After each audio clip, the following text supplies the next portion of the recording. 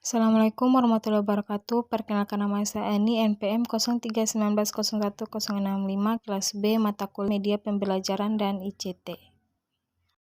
Kali ini saya akan membahas tentang panca indera manusia kelas 4 SD.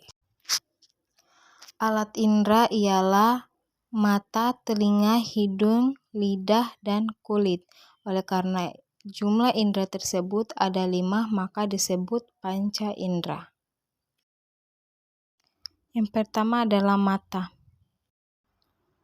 Mata merupakan indera penglihatan. Mata manusia berbentuk bulat sehingga disebut bola mata. Kamu akan melihat bahwa mata tersusun dari beberapa bagian.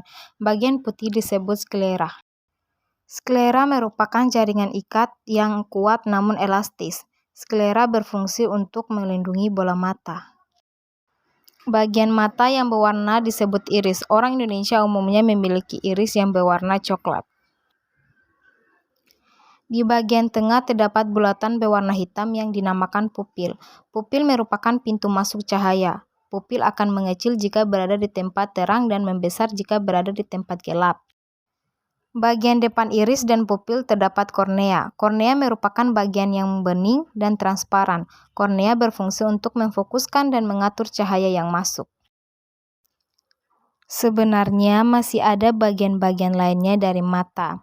Akan tetapi, kamu tidak dapat melihatnya dari luar. Bagian-bagian tersebut ialah lensa mata, retina, saraf mata, dan otot mata. Lensa mata berfungsi untuk membentuk bayangan benda yang dilihat.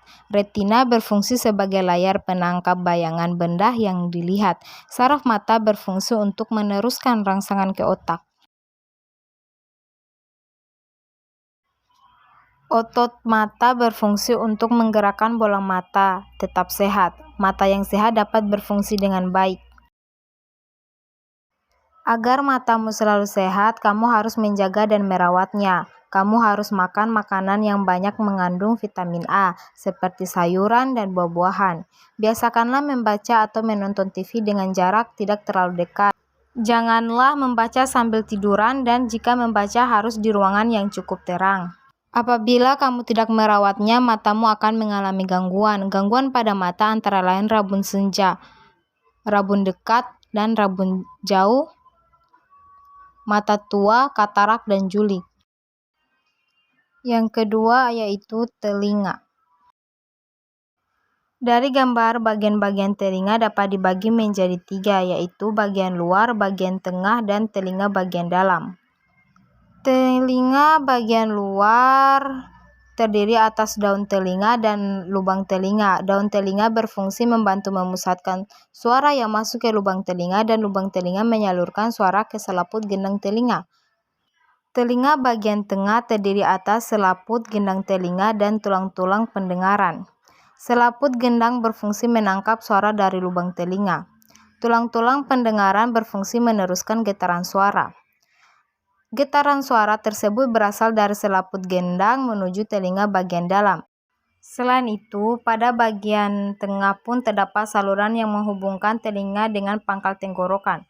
Saluran ini dinamakan saluran eustasius. Saluran ini berfungsi mengatur tekanan udara di dalam dan di luar telinga tetap seimbang. Telinga bagian dalam terdiri atas rumah siput dan alat keseimbangan. Rumah siput memiliki sel saraf. Rumah siput berfungsi sebagai penerima getaran suara dari tulang pendengaran. Getaran suara yang diterima dikirimkan oleh sel saraf ke otak. Gangguan pada telinga dapat disebabkan oleh kotoran yang menyumbat saluran telinga. Selain itu, tuli dapat disebabkan oleh kerusakan pada bagian dalam telinga. Oleh karena itu, kamu harus rajin memelihara kebersihan telingamu. Contohnya dengan cara membersihkan bagian luar telinga secara hati-hati dan jangan terlalu dalam. Membersihkan telinga cukup dilakukan seminggu sekali. Yang ketiga adalah hidung. Jika berjalan melewati tempat sampah, kamu akan cepat-cepat menutup hidung. Sebaliknya, ketika kamu sampai di rumah, kamu akan membiarkan hidungmu mencium aroma makanan yang telah siap di meja makan. Hal ini menunjukkan bahwa hidung berfungsi sebagai indera penciuman. Hidung dibagi menjadi 2 bagian yang sama oleh dinding penyekat. Di bagian bawah dibagi oleh penyekat dari tulang rawan. Rongga hidung ditumbuhi rambut yang berfungsi untuk menyaring udara yang masuk ke hidung. Hidung juga menghasilkan lendir lengket yang berfungsi mengeluarkan kotoran. Agar hidung dapat berfungsi dengan baik sebagai indera pencium, kamu harus selalu menjaganya, antara lain menutup hidung ketika melewati tempat yang penuh debu dan berbau tidak sedap. Yang keempat yaitu lidah. Lidah merupakan alat indera pengecap. Jika dia mati di depan cermin, permukaan lidahmu tampak kasar. Di bagian yang kasar itu terdapat saraf pengecap rasa. Lidah dapat merasakan 4 macam rasa, yaitu asam, manis, pahit, dan asin. Pada beberapa bagian lidah terdapat daerah yang peka rasa. Dan yang kelima yaitu kulit tangan. Cobalah kamu raba 2 benda yang memiliki permukaan berbeda, misalnya sehelai kertas dan sebuah batu.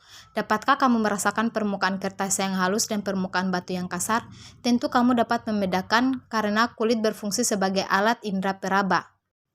Melalui indera peraba, kamu dapat merasakan sakit, panas, atau dingin apabila sesuatu menyentuh kulitmu. Hal ini dikarenakan pada permukaan kulit kita terdiri atas berbagai penerimaan rangsangan yang akan menanggapi rasa sakit, tekanan, panas, dan dingin. Agar kulitmu dapat selalu berfungsi dengan baik, kamu harus selalu merawat dan memeliharanya. Misalnya, mandi secara teratur sehingga kulitmu tetap bersih. Gunakan sarung tangan apabila akan memegang benda-benda yang dapat melukai kulit. Mungkin itu saja penjelasan saya mengenai panca indera manusia. Semoga dapat bermanfaat bagi kita semua dan saya ucapkan wassalamualaikum warahmatullahi wabarakatuh.